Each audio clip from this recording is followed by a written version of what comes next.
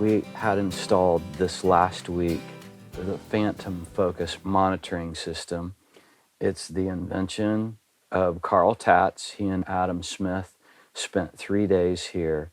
And with the package that we got, they placed the speakers. We already had the Focal Twin Bs. So they placed those on their stands. They installed their audio processor in our machine room. They installed both of their subs. They're actually Phantom Focus subs, and there's 2 of them, one on either side. We have 2 Phantom Focus chairs. They're made for engineers, and our posture of leaning over and working on patch bay or sitting back, they're designed to support our back no matter what position we're in. So Carl and I had a great conversation right before he left. I recorded it, and I want to share some of what we talked about. There's nothing more important in a control room. The single most important thing, obviously. The whole thing is about the sweet spot. There's only one real sweet spot in any room. It doesn't matter, what the speakers are, what room it is. There can only be one God spot, and that's just based on physics. That's not phantom focus. It's just physics. So of course you can walk around the room, depending on the room, how it's treated. There's going to be bumps and there's going to be nulls, but generally it'll sound good. But as soon as you step inside the apex of that phantom focus triangle, you're in another room. Right. And that's the exciting part, where for the first time ever, you're hearing, oh my God, this is what I always wanted to hear. Right. There's like 4 items here I wanted to talk about that I thought would be of interest to anyone. So 3 of these 4 are completely free, and I wanted to mention them to you because I got this information from Carl Tatz's website. The first thing is about monitor placement. He calls it the null positioning ensemble, and basically it's setting your monitor speakers in an equilateral triangle to the listening position.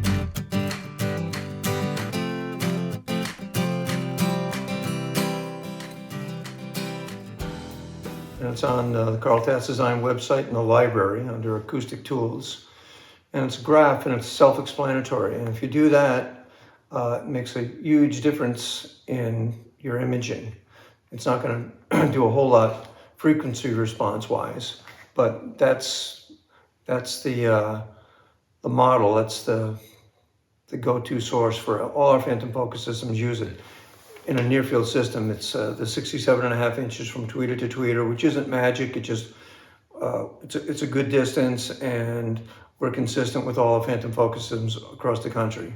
So you can go from one to the other and have a very similar experience. So I highly recommend you do that. On the website, there's some photographs showing you how to do it. He'll tell you he can bat 1,000, as long as you have a rectangular space, that the dimensions, the height, the width, and the depth.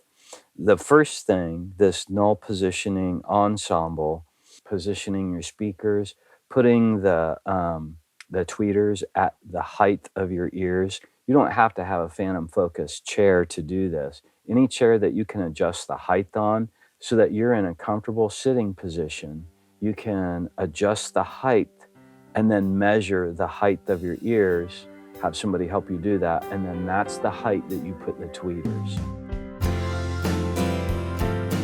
First reflections, you have basically 3 of those: off the ceiling, off the left wall, and off the right wall. So one trick, you can use a mirror on the side walls, and sitting in the listening position, you have somebody move a mirror, and any place you can see a speaker, that's a first reflection. That's where you put absorptive treatment, okay? So that goes on the left and the right walls. His suggestion is to completely deaden the ceiling. Make the ceiling dead and the back wall dead is very important. Those are the 2. Then the sides can be absorptive and diffusive, but that's what the columns are about. Right. It just gives it an openness. I've heard you use the term acoustic lens before. That's what it's called, the acoustic lens, yeah. Right. Those columns put together.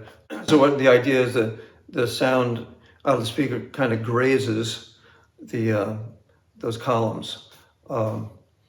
and catches it that way. Right. Rather than, if you put something like really dead right next to your ears, it doesn't feel quite as good. Right. It's better to have some openness there. The third thing, and this is another thing that you can do on your own, it's called the Axle Mode Calculator spreadsheet, and it's on his website.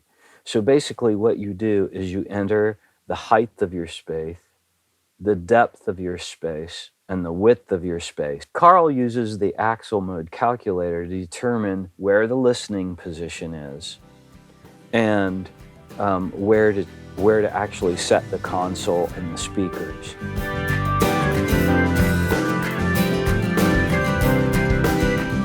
There's an example there of positioning, and then there's the actual active one where you can put the your dimensions in. Now Right. these are based on rectangular rooms. If it's Right. not rectangular, then it's not going to be as accurate. And so the calculator is awesome. You can know the modes of your room in 10 minutes. After you download the spreadsheet and put it in, it's very graphic. It shows you exactly where the harmonics are. It shows you what's called the nulls, the frequencies that and where they're quiet, and the peaks, the frequencies and where they're the highest in your room. So it's super interesting. And that's sort of where the magic goes away, and the science and the math help us understand what our room is doing.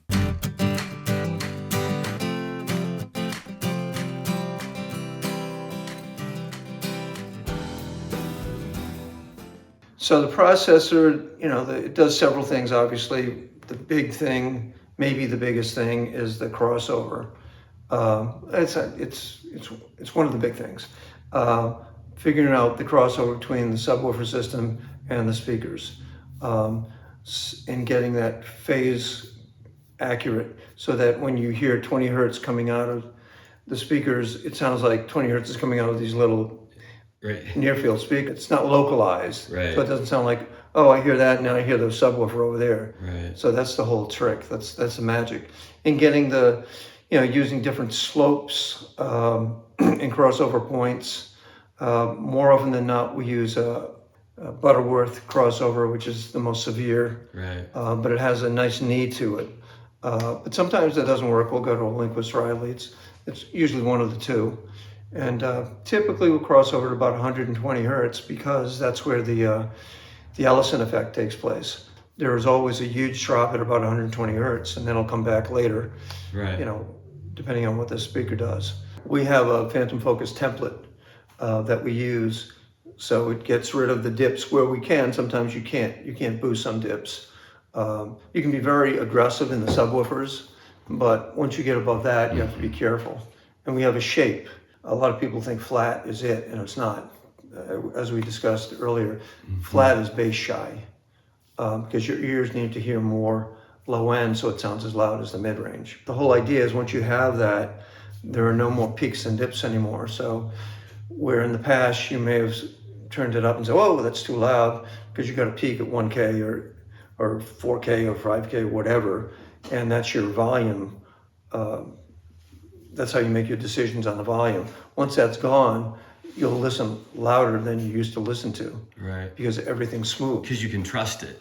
Yeah, Right. and yeah, there's no peaks. It's not, no particular frequency is hurting your ears. You're hearing, again, what you always wanted to hear for the first time. That's why it'll play unbelievably loud, much louder than we've listened to already.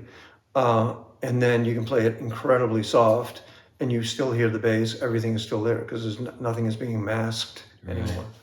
The details are there. Yeah. One of the things Carl has said to me many times is that when you get the positioning of your speakers right and you're sitting in the listening position, you stop hearing the speakers and you start hearing the content. You start hearing what was recorded. You start hearing the source. And it's very true. It's weird. It's like wearing headphones at a certain point when your head is right in the middle of the listening position. Now, that's not to say if you go other places in the room, it doesn't sound incredible because it sounds great everywhere. But having that one position where you mix and where you track and a place where you can set your client and say, okay, what do you think of this? They're hearing the correct frequencies, they're hearing the correct levels, and you can make decisions in your mixes based on what's really happening, not what you think is happening. So I'm just thrilled. And I'm so thankful, and I certainly hope nobody will perceive this video as I'm speaking from a point of authority or anything like that. It's just a heart of thankfulness that I come to you with, because it's such a privilege to have amazing friends like Carl and amazing friends like the people that have helped me build this place, that have painstakingly watched out for details and gone the extra mile to make it happen. Today it's completed, and I'm so appreciative, Carl. Thank you for coming to I'm camp. so appreciative, and I just really admire you taking, going the distance on this whole thing. Ron, what you've done is a DIY Phantom Focus mixer. More and more people are doing that. And if somebody purchases a Phantom Focus system like you did, then I will help them get where they need to get.